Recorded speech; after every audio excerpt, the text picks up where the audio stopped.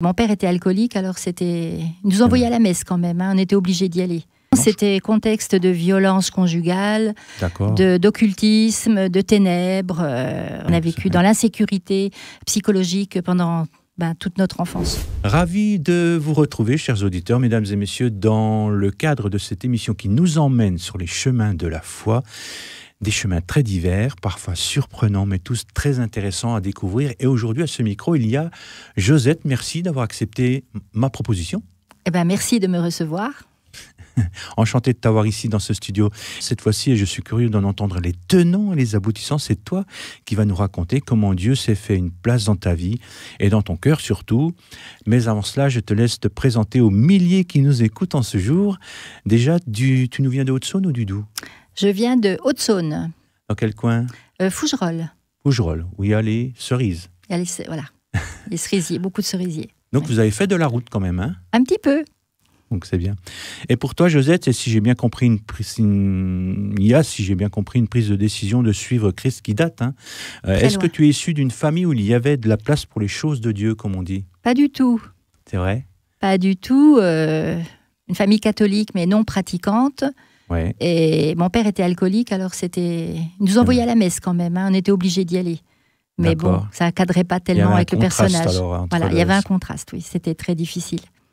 Et vous parliez de Dieu, il y avait une place de Dieu quand même dans les conversations ou non, c'était pas juste du tout. La messe, Non, c'était contexte de violence conjugale, d'occultisme, de ténèbres, voilà. Quand tu dis occultisme, tu parles Mon père de quoi ? pratiquait la radiesthésie, il était breton, déjà il avait fait la résistance un petit peu, il était militaire, l'Indochine, il y avait beaucoup de traumatismes. Ouais, d'accord.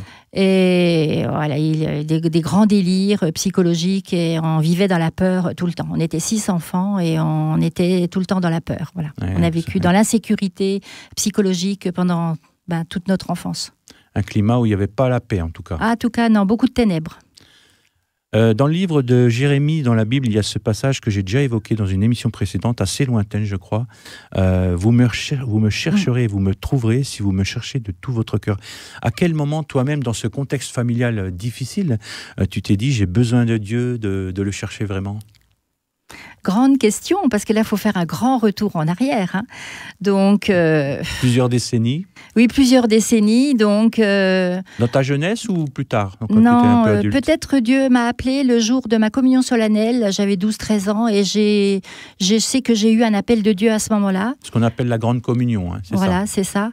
Et puis j'allais à la messe de minuit. Bon, il y avait quand même les chants chrétiens et toutes ces choses. Tu étais sensible quand même ? Très sensible. Ouais. Voilà, oui, très sensible. Mais plus tard, je suis passée dans une secte. Je travaillais à côté de Lausanne. Oui. J'étais secrétaire dans une secte anthroposophe.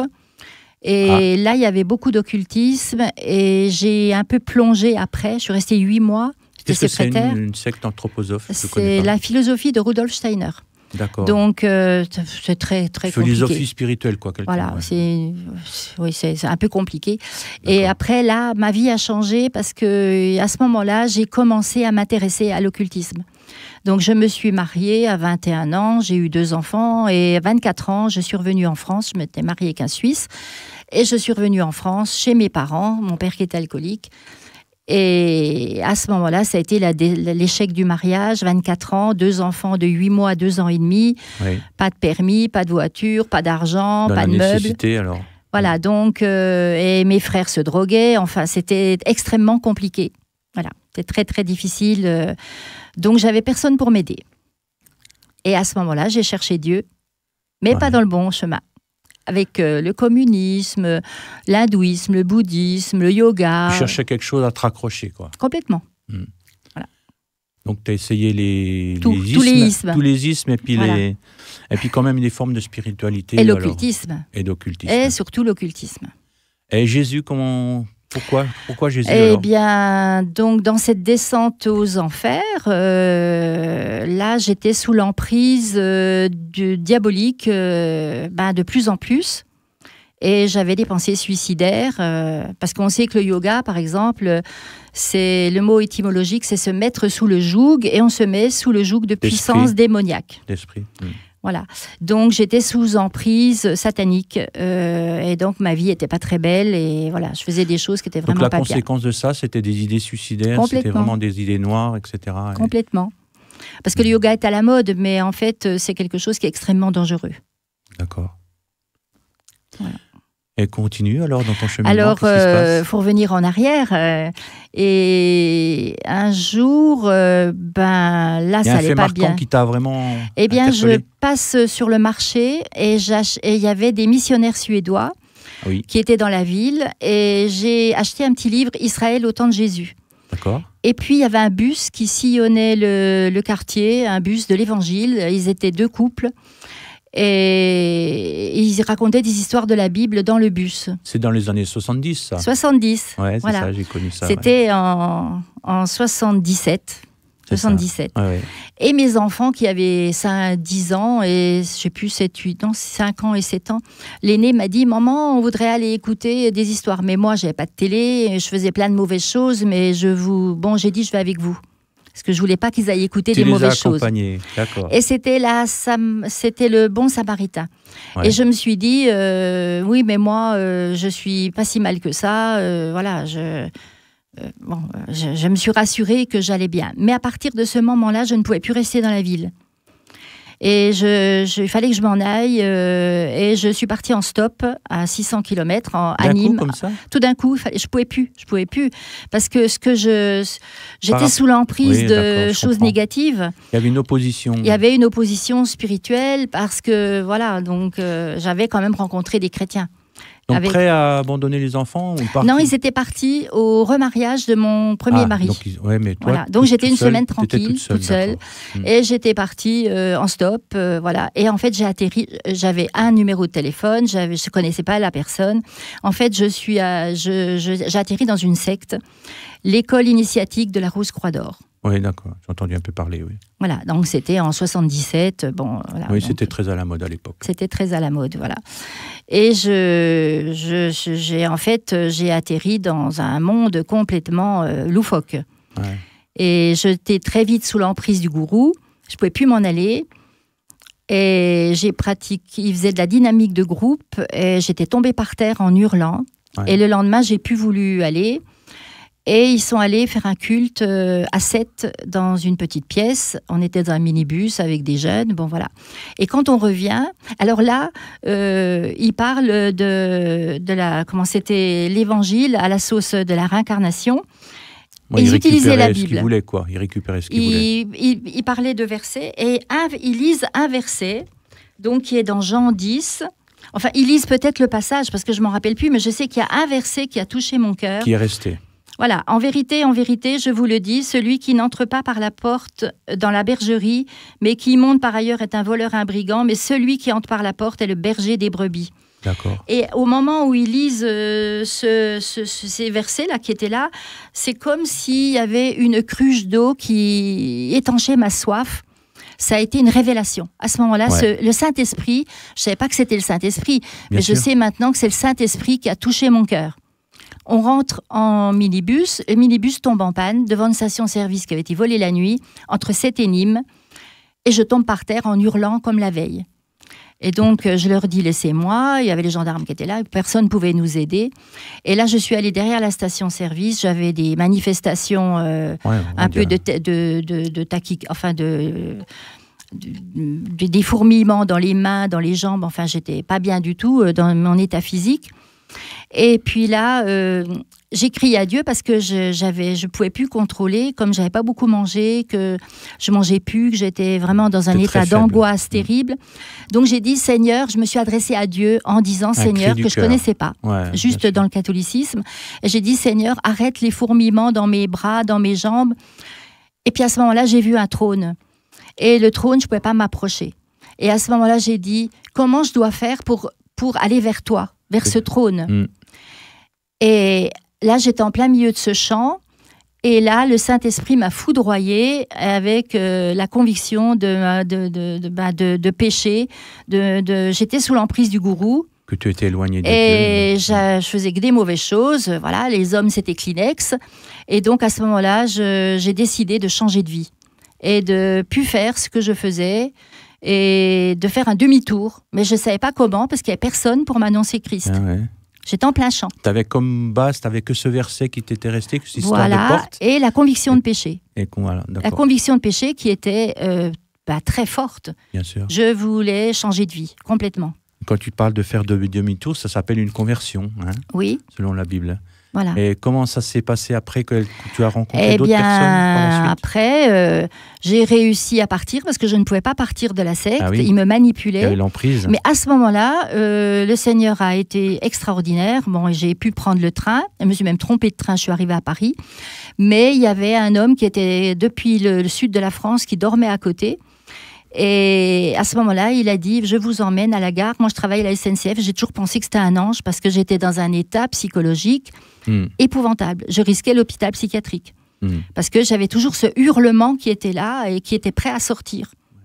Et j'ai pu rentrer chez moi après bien des élucubrations. Et c'est une amie qui m'a dit « Je connais un pasteur, un missionnaire suédois. Si tu veux, je t'emmène chez lui ». Et à ce moment-là, ça a été... j'ai même acheté une Bible sur le marché que j'avais oublié de payer. Et j'ai lu la Bible la nuit. Et là, j'ai eu la conviction que Jésus, il était mort pour moi, qu'il avait porté tout mon fardeau de péché, que j'ai demandé pardon à Dieu dans la nuit. Et je suis passée par cette nouvelle naissance la nuit, parce que j'avais déjà la conviction de péché. Et ça a tout changé ma vie. En un instant, en un clin d'œil, ma vie a complètement changé. Et tu as eu cette révélation que Jésus était cette porte qui te permettait d'aller vers ce trône qui était inaccessible lorsque tu as eu cette vision d'inaccessibilité de Dieu. Je pouvais me présenter devant Dieu au travers du sacrifice de la croix de Jésus qui a payé tous mes péchés par son sang. Bien, c'est formidable ce parcours. Il s'en est passé des choses. Je suppose qu'après, ta vie s'est stabilisée. Raconte un petit peu comment, toutes ces dernières décennies, après cet événement, tu t'es peut-être mariée, Je suis restée 5 ans seule. J'ai beaucoup lu la Bible. Ça m'a beaucoup fortifiée. C'était des années vraiment de guérison et de délivrance parce que 6 mois après ma conversion, il s'est manifesté que j'avais quand même des problèmes démoniaques. Et à l'époque, on n'en parlait pas. Et je suis allée à une grande conférence baptiste à l'époque. Et pendant la louange, une main voulait me flanquer par terre et je voulais hurler comme ce hurlement où j'étais tombée dans la secte. Déjà eu là. À ce moment-là, j'ai parlé au pasteur. Et ils ont réuni plein de pasteurs et a commencé des séances de délivrance qui ont duré 4 fois en une année. C'était très corsé parce que le yoga ne voulait pas me lâcher. Ouais. Et il a fallu un grand ménage. Et donc des temps de prière pour que tu sois débarrassé de ces esprits. Oui, c'est des esprits qu'en fait. Oui, il y avait un grand ménage à faire. Et ça existe même au XXe siècle, les possessions d'esprits. Complètement. Pas qu'en Afrique. Et quand on touche à l'occultisme, c'est extrêmement dangereux parce que j'avais beaucoup cherché dans l'occultisme le chemin du bonheur. Mais ensuite, on est lié par des forces démoniaques et par les ténèbres. Et ça, je sais d'où je viens, je sais de quoi le Seigneur m'a tiré. Et m'a sorti, m'a libérée. Et après, il y a eu beaucoup de guérison intérieure. Il y a eu après encore 1 année de guérison, de relations d'aide. Et j'ai pu être baptisée 2 ans après. D'accord. Voilà. Bien. Après, je me suis remariée avec un chrétien à 34 ans. J'ai eu 5 enfants. J'en avais déjà 2. Et les 5 sont au Seigneur. Donc, c'est extraordinaire. Voilà. Mais mon mari est décédé il y a 6 ans d'une crise cardiaque. Et voilà, j'expérimente qu'il est bon en tout temps, en toutes circonstances. Et qu'il est notre Seigneur, il est notre Sauveur, mais pas seulement dans les bons moments, mais aussi dans les mauvais moments. Bien sûr, parce que même si tu as retrouvé une stabilité dans ta vie en devenant chrétienne, tu as aussi connu des hauts et des bas comme tout le monde. Est-ce qu'il y a quelque chose, parce que tu nous as déjà dit beaucoup de choses intéressantes, est-ce que tu voudrais partager quelque chose, un texte à nos auditeurs ou une réponse à la prière ou autre chose? Alors, c'est le texte de mon baptême que je trouve... qui me parle énormément pour ma vie parce que voilà, je sais que ma vie n'était pas très... Je suis devenue chrétienne, j'avais 29 ans, mais les 29 années sans Dieu, c'était catastrophique. Et donc, quand j'ai rencontré le Seigneur, j'étais dans l'état de ce psaume 107 au verset 10. « Ceux qui avaient pour demeure les ténèbres et l'ombre de la mort vivaient captifs dans la misère et dans les chaînes. » C'était ma situation avant. Parce que quand on trafique dans l'occultisme, on demeure dans les ténèbres et on a l'ombre de la mort sur nous. Et on est captif. Alors, parce qu'ils s'étaient révoltés contre les paroles de Dieu, parce qu'ils avaient méprisé le conseil du Très-Haut, il humilia leur cœur par la souffrance, parce qu'il a fallu que je sois humiliée par la souffrance pour crier à Dieu. Ils succombèrent et personne ne les secourut. Dans leur détresse, ils crièrent à l'Éternel. C'est ce que j'ai fait. Et il les délivra de leurs angoisses. Il les fit sortir des ténèbres et de l'ombre de la mort, et il rompit leurs liens. Et je sais de quoi je parle, puisque j'ai été délivrée de puissance démoniaque. Qu'ils louent l'Éternel pour sa bonté et pour ses merveilles en faveur des fils de l'homme. Ben merci Josette. Écoute, tu nous as dit beaucoup de choses très intéressantes et on espère que nos auditeurs qui nous écoutent, peut-être qu'ils se retrouvent dans ce que tu as dit, peuvent avoir une petite espérance, de dire qu'il y a une issue. Il y a une issue à ce genre de vie, ce genre de parcours, en criant à Jésus, en donnant notre vie à Jésus. Alors pour conclure, parce que l'heure tourne, et en lien avec la démarche de cette émission, je laisse ce proverbe de la Bible que j'ai déjà partagé aussi à ce micro. Celui qui se confie en Dieu est heureux. Tu l'as vécu. Alors, si nous le croyons fermement dans cette radio, toutes les histoires qui ont émaillé cette émission depuis ses débuts le démontrent admirablement. Et avec toi, Josette, encore aujourd'hui également. Merci, Josette, de t'être rendue disponible pour cette conversation. Bon retour chez toi. Merci. Et il ne me reste plus qu'à vous donner rendez-vous prochainement pour un nouvel épisode des gens les plus heureux sur Terre avec Benjamin, Michel ou moi-même, et surtout avec une ou un invité qui nous partagera, comme toi, Josette, aujourd'hui son cheminement avec ce Dieu que nous aimons tant et qui est capable, eh bien, tu l'as dit, de transformer nos vies. À bientôt. Prenez soin de vous. Merci.